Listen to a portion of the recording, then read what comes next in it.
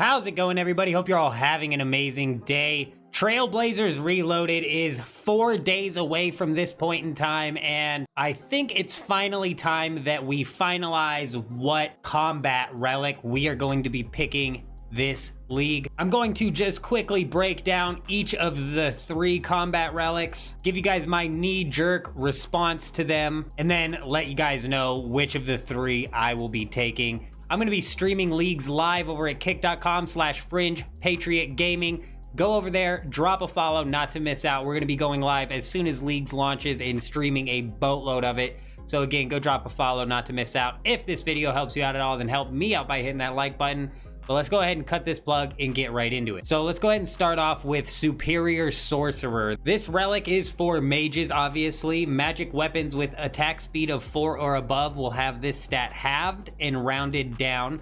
Magic weapons with attack speed of 3 or below will have this stat halved and then rounded up. So basically, no matter what weapon you're using, you're going to be attacking faster. You will also save 90% of your runes when you're casting the spells, and bind spells will always hit on an unfrozen target. You're going to get something called the Arcane Grimoire, which will allow you to change between any spell books that you have unlocked. You will also acquire a rune pouch, and all of the rune pouches that you do acquire throughout the leagues will store 2 more types of rune. Magic attacks are going to deal an additional 25% as splash damage to your surrounding targets, up to 5 additional targets. This effect only works in multi-combat areas, but is probably one of the strongest points of Superior Sorcerer, mixed with the fact that your accuracy is increased by 175 and your magic damage is increased by 20. Overall, this looks honestly like a killer relic. My one thing is that I chose the Sorcerer, the Mage's relic, in the first Trailblazer League, so I'm kind of thinking we're going to go a different route this time. But with the fact that I'm unlocking the desert and we have weapons like the Tumikin's Shadow that can be unlocked in certain places and whatnot, I may possibly swap back to Sorcerer. I'm still undecided as of even recording this, but let's go ahead and move on into the next relic, Brawler's Resolve. This is for melee, and it makes it to where melee weapons with attack speed of 4 or above will have this stat halved and rounded down. Melee weapons with attack speed of 3 or below will have this stat halved and rounded up. So again, you're basically just going to be attacking faster. And if you happen to be using a melee weapon that requires charges, 90% of those charges are going to be saved. You're also going to be immune to all status effects, including but not limited to poison, venom, and fire breath, with the exception of stuns and roots. This applies both in PvE and PvP. This is probably one of the 2 most interesting parts of the Brawler's Resolve. This build is almost meant to be set up as more of a tanky build than anything, and I'll get to that in a minute. But just moving on down the list here, you also have a 10% chance to deal a critical strike on a successful melee hit, dealing double damage. On top of that, your melee accuracy is going to be increased by 50%. But here's where the real tanky part comes into play. Your melee, ranged, and magic defense is all going to be increased by 50%. That's absolutely massive and is going to allow you to face tank a whole lot of different things. Let me know down in the comments what you guys think about the Brawler's Resolve relic. I'm not a huge fan of the melee combat style in old school RuneScape. It's just never been a part of the game that I have fun with, but you know, maybe we choose Brawler's Resolve this time around just to experience the game from that aspect. But let's go ahead and move on to this last one called Archer's Embrace. This is for ranged, obviously, and is going to make it to where ranged weapons with attack speed of 4 or above will have this stat halved, rounded down. With attack speed of 3 or below, will have the stat halved and rounded up. 90% of your ammunition is going to be saved, and this effect stacks with the Ava's device, making it a whopping 98% ammo saving bonus. That's actually wild, especially because they are saying the Crystal Bow, Chinchampas,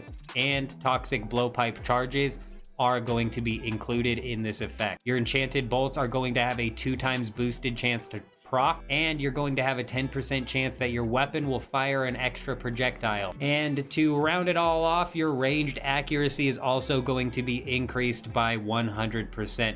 So honestly, that's a little bit of an underwhelming ranged relic. Though with the 2x boosted proc chance and the fact that you're saving 98% of your ammo, you might be able to run something like Onyx Bolts and have a fairly sustainable healing build. But I think that when you stack all three of these together, Mage comes out on top with the most bonuses to it. And I'm honestly still on the fence with using Magic because, like I said, in the first leagues, I did choose Magic and it was a decent one to choose, but there's a lot of things in the game that require you to use range or require you to use melee more so than Magic, especially back during the first Trailblazer League. And that just kind of almost made it feel like the buffs that the Mage Relic made you have almost like just brought you up to par with DPS compared to the other two. But this is honestly a little bit different here because we have, you know, new weapons for Magic, which might end up being super overpowered with all these buffs.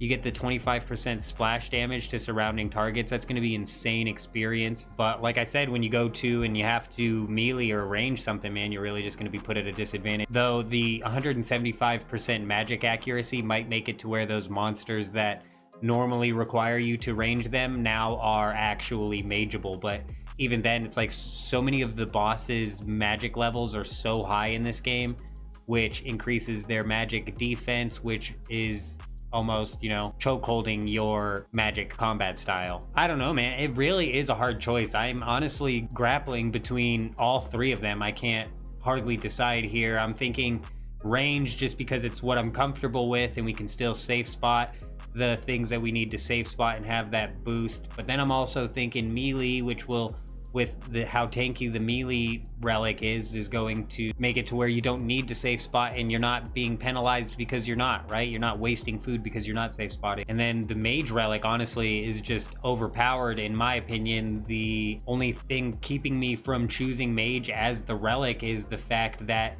you only use mage in specific areas for specific things.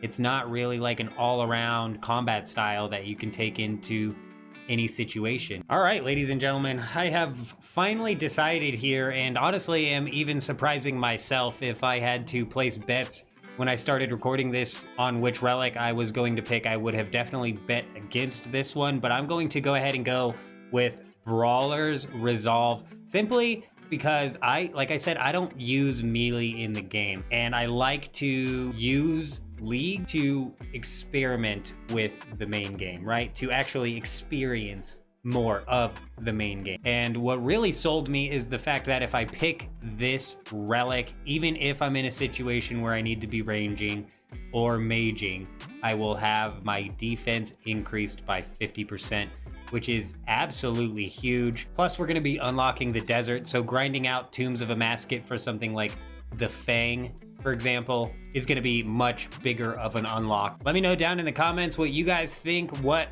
relic you guys are going to be going with here. Again, go stop by kick.com/Fringe-Patriot-Gaming. Drop a follow not to miss out. We're going live at the very start of Leagues, and we're going to be grinding an absolute boatload of it. Every chance I get, we're going to be grinding it. Every chance I grind it, we're going to be going live. So go to kick.com/Fringe-Patriot-Gaming not to miss out. But that's all the information that I wanted to go over in this video. Comment down below, made it, if you are still here, so I can give you an extra shout out. But I hope you guys all have an amazing day. I'm out.